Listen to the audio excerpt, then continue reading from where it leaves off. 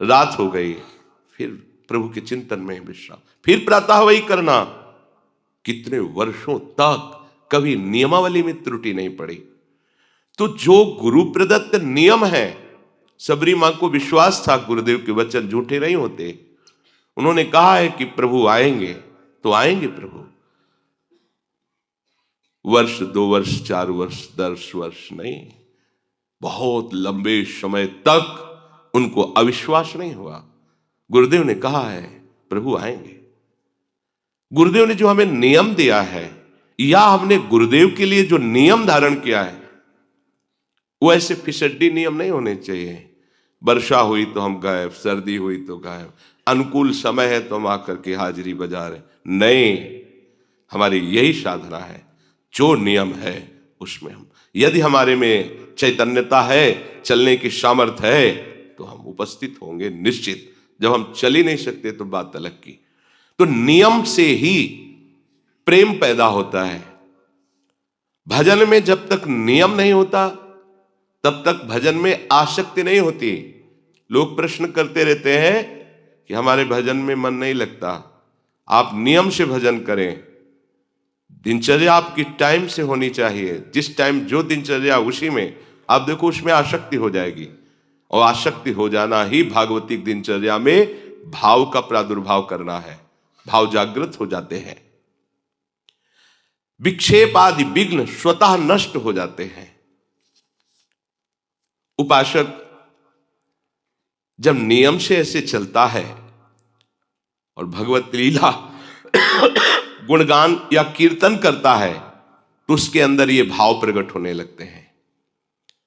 कभी उसका शरीर कंपायमान होने लगता है, कभी अश्रुधारा बहने लगती है, कभी रोम रोम पुलकित हो जाते हैं, कभी स्तंभ हो जाता है, शांत एकदम समाधिस्थ की तरह, मानो कोई मूर्ति हो।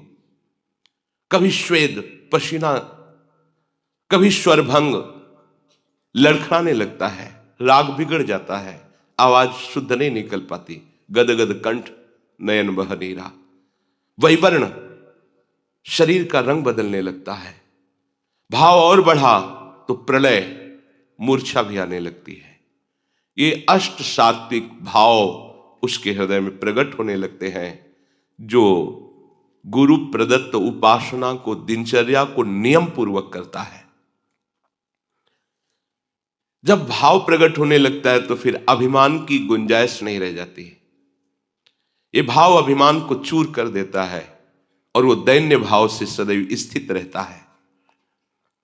निराभिमानता जैसे जैसे बढ़ेगी वैसे वैसे आराध्य देव की समीपता का अनुभव होगा।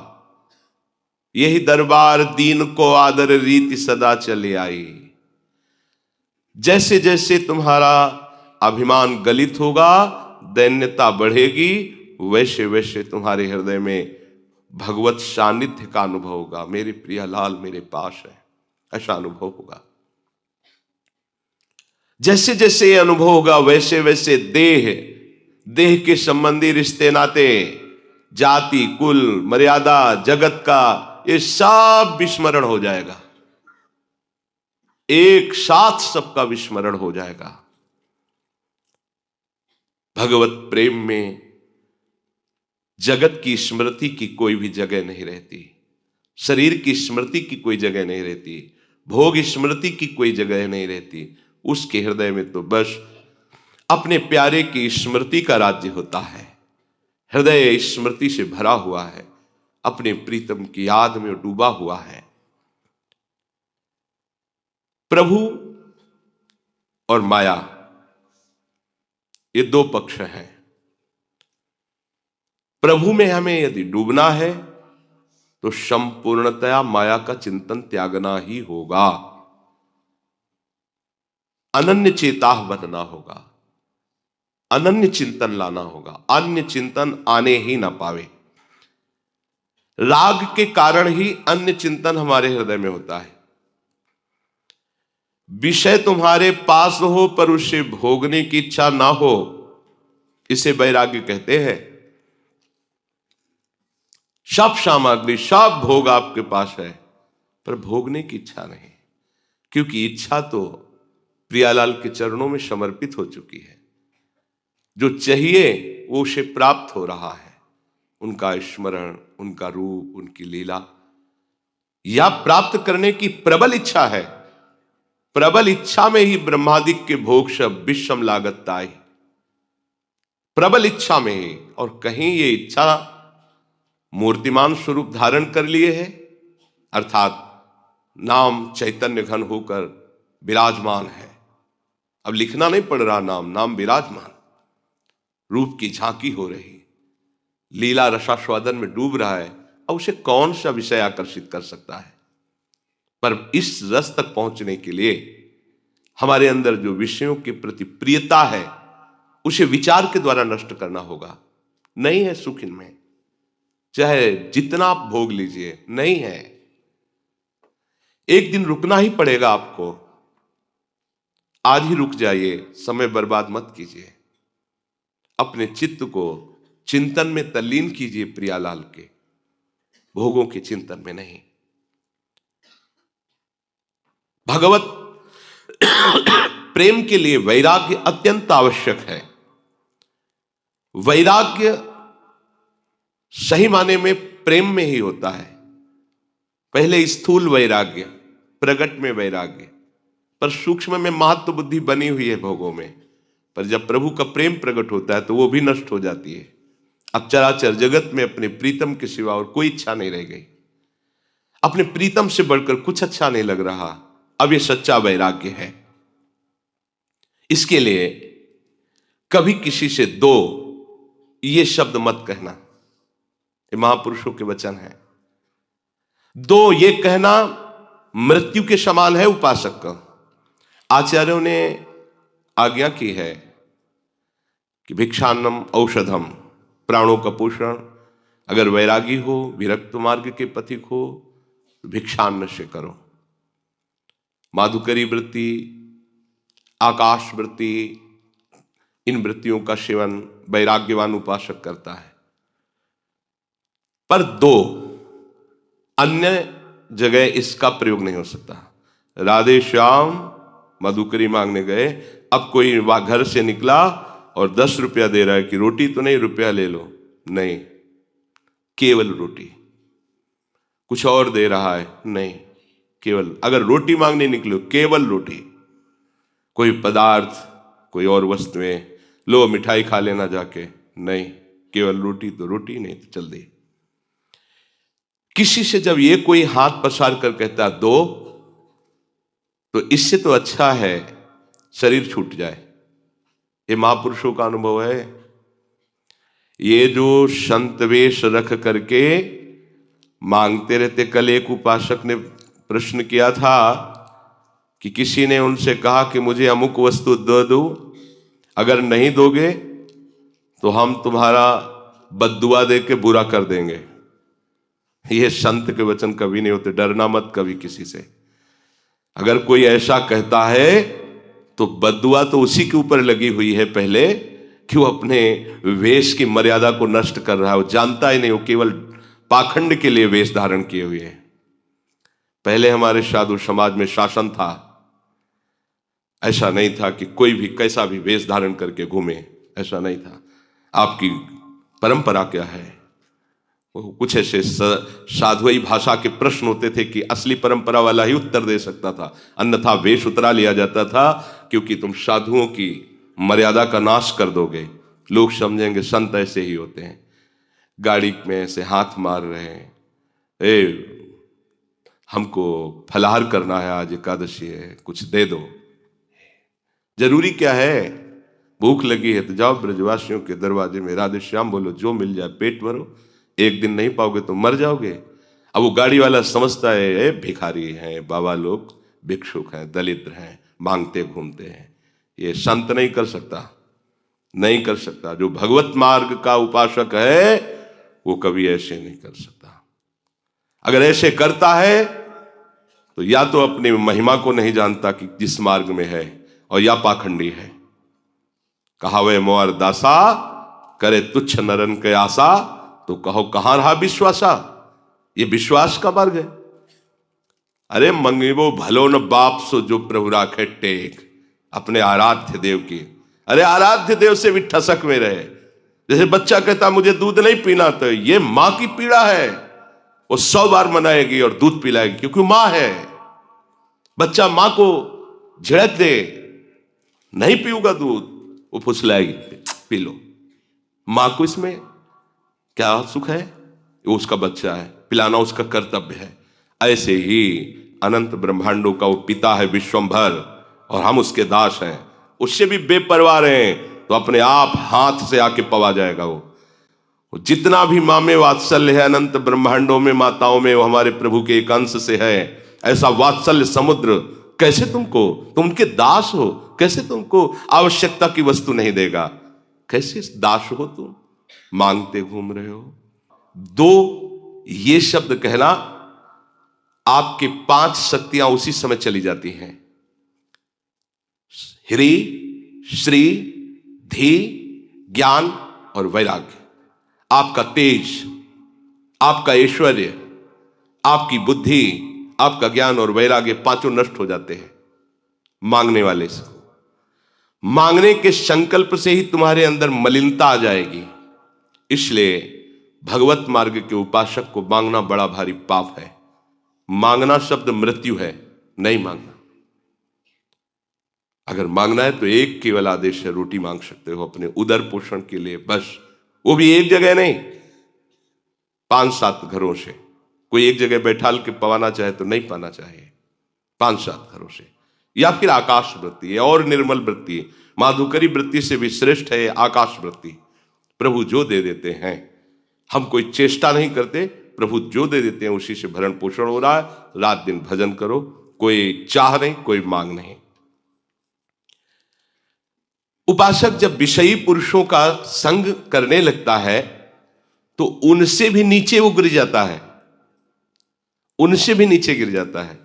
क्योंकि उनके अंदर तो ये होता है कि मैं विषयी हूं, मैं नीच हूं, ये शांत है, ये भाव तो रहता ही है। लेकिन वो जो मैं वैरागी हूं, विरक्त हूं, शांत हूं, वो जब उनके संग से नीचे गिरने लगता है तो बहुत बुरी दशा को प्राप्त होता है। हमें प्रभु के मार्ग में आगे बढ़ना है। भोगी पुरुषों के शरीरों में भोग के परमाणु होते हैं, इसलिए उनसे संभाषण, उनका स्पर्श करना, उनको अपनी गोष्ठी में बैठालना, ये बहुत हानिकारक है। भोगी पुरुष, गृहस्थ है, भगवत भक्त है, वो नहीं। जिनका केवल भोग ही लक्ष्य है, रुपया पैसा वाले हैं, आकर हमें कुछ पैसा देंगे, रुपया देंगे, हमारी आवश्यकताओं की पूर्ति होगी, इसलिए हम उनकी सेवा करें, उनके आगे चाटुकारिता करें, बिल्कुल नहीं। उपासक को कभी अभिमानिनते न्यारे, ऐसा नहीं होना चाहिए। एक संत गंगा किनारे मिले थे, बोले हम केवल 30 मिनट के लिए भिक्षुक होते हैं, इसके बाद इतने बड़े बादशाह होते हैं कि हमारे समान ब्रह्मा को भी सुख नहीं है। देवराज भी, इंद्र हमारी गुलामी करने के लिए तरसता है, हम ऐसे बादशाह हैं। 30 मिनट के लिए केवल हम भिक्षुक होते हैं, गए रोटी मां, इसके बाद बादशाह है, कोई भी चाह नहीं, चिंता नहीं, मनुआ बेपरवाह, एकमात्र परमात्मा चिंतन में, विषयी पुरुष का आशंक नहीं। कोई तुमसे संभाषण करना चाहता है और आपको दृष्टि में लग रहा है कि भजन विहीन है, नहीं, संभाषण नहीं करना। यदि हम भक्ति मार्ग में आगे बढ़ना चाहते हैं, जहां दुख का प्रवेश ही नहीं, ऐसे सुख की प्राप्ति के लिए, तो सुने न काहू की कही, कहे न अपनी बात, नारायण वा रूप में मगन रहे दिन रात। किसी की नहीं सुनना, अपने हृदय की बात किसी से नहीं कहना। अगर बात ही करना है तो अपने हृदयनाथ से बात करो, वो सुन रहे हैं। बस उन्हीं के नाम, उन्हीं के रूप में रात दिन उपासक डूबा रहे। मुख से बोलने के पहले विचार करो, आपके आराध्य देव संबंधी वार्ता है या माया संबंधी, किसी वस्तु, व्यक्ति, स्थान की प्रशंसा या निंदा, ये सब माया जनित है। किसी वस्तु, व्यक्ति, स्थान की प्रशंसा या निंदा, ये सब माया जनित है। अपने आराध्य देव के नाम रूप लीला धाम जनित बात यदि निकलने वाली है तो, नहीं तो रोक लो उस वाणी के वेग को, मत बोलने दो। जो तुम अपने आराध्य देव से भिन्न चर्चा करते हो तो कैसे उपासक तुम हो? यदि आराध्य देव की सिवा बात करते हो तो आराधना किसकी कर रहे हो? प्रपंच की या प्रपंच से अतीत परमात्मा की? अगर प्रभु के उपासक हो तो प्रभु की चर्चा करो, प्रपंच के उपासक हो तो करो प्रपंच की चर्चा। दुनिया का चिंतन, दुनिया की बात और दुनिया की क्रियाएं देखना और करना यह संसारी पुरुषों में होता है, उपासकों में नहीं। दुनिया का चिंतन, दुनिया की बात, दुनिया की क्रियाएं या क्रियाओं में दोष दर्शन, गुण दर्शन, यह संसारी पुरुषों के द्वारा होता है, उपासकों के द्वारा नहीं होता। तुम दरिद्र नहीं हो, तुम महाधनी हो। दरिद्र वो है जो भोगों की वृत्ति में भोगों को भोगता हुआ भी तृप्ति का अनुभव नहीं करा, और भोगो, और वो दरिद्र है, वो भिखारी है। करोड़ों रुपए फिर भी करोड़ों की चाह है, बड़ा भिखारी है। साधु दरिद्र नहीं होता, साधु भिखारी नहीं होता। साधु भगवदानंद का धनी होता है, नाम धनी होता है। कबीरा सब जंग निर्धना, धनवंता नहीं कोय, धनवंता सोई जानिए जाके राम नाम धन होए। प्रभु का नाम रूपी धन है, वो धनी है। विषयों में फंसा हुआ अपने को धनी मानता है, नहीं, वो दरिद्र है, समझ नहीं पा रहा। कितनी दरिद्रता अंदर बढ़ गई, करोड़ों अरबों है फिर भी खरबों की तरफ वृत्ति जा रही, बढ़ती चली जा रही। और ये धनी अब जीने की इच्छा का भी त्याग है, मरण के भय का भी त्याग है। कोई लाभ हान, कोई सुख दुख, कोई मान अपमान का प्रभाव नहीं, निरंतर अपने आराध्य देव के नाम में डूबा हुआ है। स्वभाव को यदि नहीं बदल पाए तो तुम पशु हो, उपासक कहां हो? महापुरुषों के वचन है, जो अपने स्वभाव पर शासन नहीं कर पाया वो पशु है, उपासक नहीं है।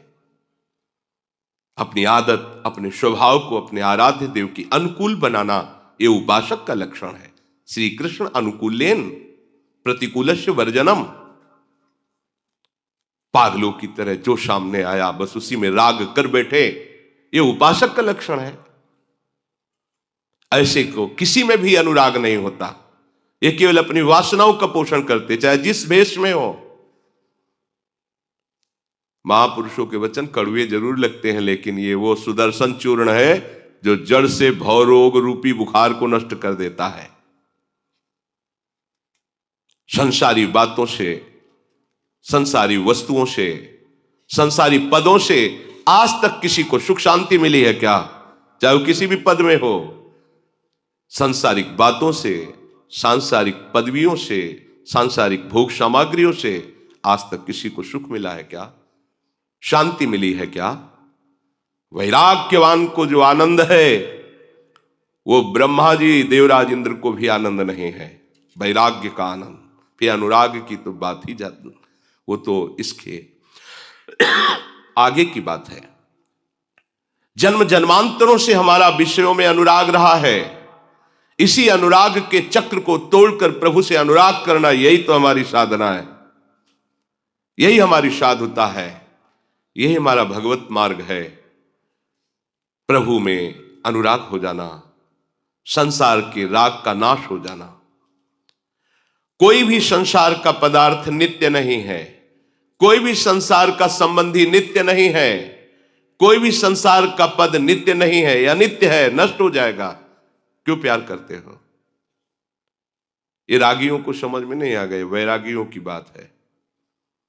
किसी भी वस्तु से, किसी भी व्यक्ति से, किसी भी पद से अपना संबंध नहीं है, तभी परम पद के अधिकारी। ये भागवत पार्षद बनने का सिद्धांत है, ये प्रिया सहचरी बनने का सिद्धांत है, ये उस चिदानंद सुख की प्राप्ति का सिद्धांत है जहां दुख का लेश मात्र भी नहीं है।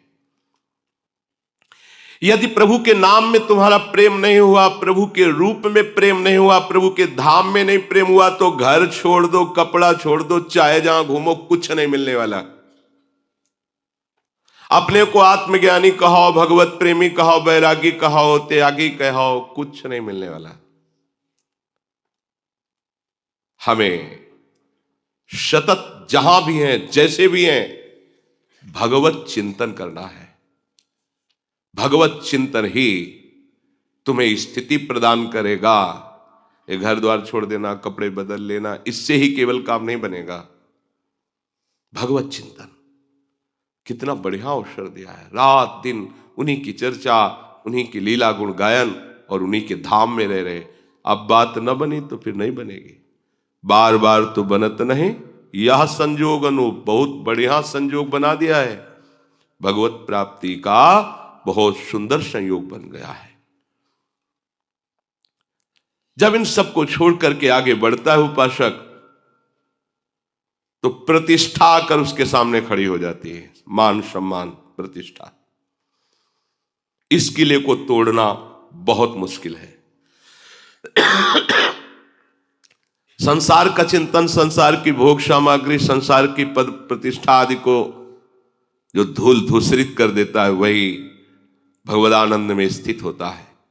तो ये आखिरी किला है, मान बड़ाई कीर्ति प्रतिष्ठा। अगर उपासक सावधान नहीं रहा तो इस किले को नहीं तोड़ पाता। अच्छे अच्छे इस किले में फंस जाते हैं। फिर पूरा जीवन यही होता कि इतनी इज्जत बन गई है, अब कुछ भी हो इतनी इज्जत तो नहीं जानी चाहिए। हजारों लोग हमारा सम्मान करते हैं, लोक लोकांतर में हमारा यश है, अब ये नहीं जाना चाहिए कुछ भी हो जाए। इसी से पाखंड धीरे धीरे आने लगता है। पाखंड को अवसर मिल जाता है अंदर प्रवेश करने का। प्रतिष्ठा की भी चाह मिटानी होगी। आई हुई प्रतिष्ठा को स्वीकार नहीं करना होगा। अगर उसे अपने में गुण मानकर स्वीकार किया तो आप इस प्रतिष्ठा रूपी किले के अंदर फंस जाएंगे और निज महल में पहुंचने में बाधा पहुंच जाएगी। इसलिए जो बहुमान करे को मेरो, कि ये बहुमानत ना ही बड़ाई नहीं मानना। और है क्या तुम्हारे अंदर, किस बात की बड़ाई? अरे प्रियालाल कृपा करके धाम में वास दिए, प्रियालाल कृपा करके परमार्थ में चला रहे, प्रियालाल कृपा करके अपने नाम वाणी का चिंतन मनन करा रहे हैं। अगर कुछ बोल रहे हो तो उनकी कृपा से बोल रहे हो। तुम क्या हो? वो अभी चाहे तो जबान लड़खड़ा कर बंद हो जाए, जीवन में एक अक्षर ना बोल पावे। तुम्हारी सामर्थ्य है? कोई सामर्थ्य नहीं। एक रोम झड़ना है तो उसे तुम नहीं रोक सकते हो, फिर तुम कितने सामर्थ्यवान। ये प्रतिष्ठा उन्हीं की हो रही है।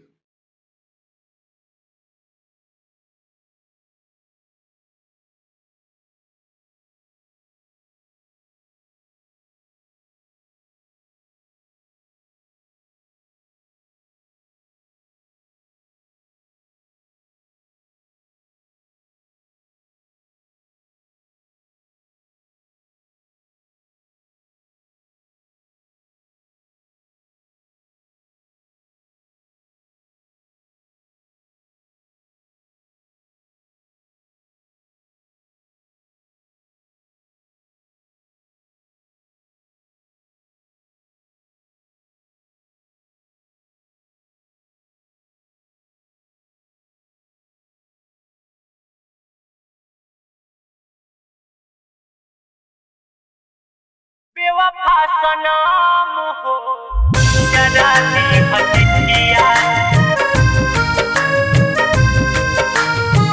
जरा सी हटिया दिल राही हो।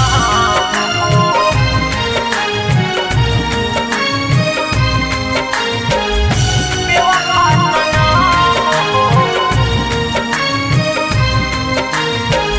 जरा सी हटिया, बेवफा सनम जरा दी हचिठिया जवन दिल राही हम हो। जरा दी हचिठिया जवन दिल राही हम हो। हम ही कहाई ले हो ही कहाइले हो बेवफा सनम हो तोहरा शहर से चली जाई बहम हो जरा दी चिट्ठिया जवन दिल रही हम हो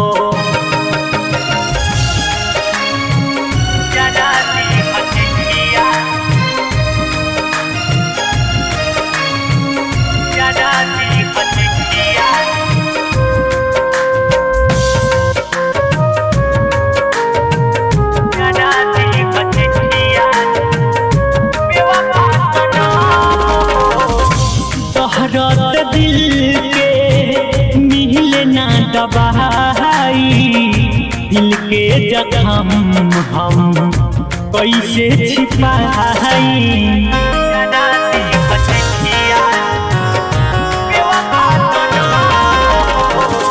झूठों के प्यार में पागल रही हम बहन गलत बाकी गलत तो ही कही पगला कहाई गोबर नहीं कवन गम हो पगला कहाई गोबर नहीं कवन गम हो जरा दी चिट्ठिया जवन दिल रही हम हो जरा दी चिट्ठिया जवन दिल रही हम हो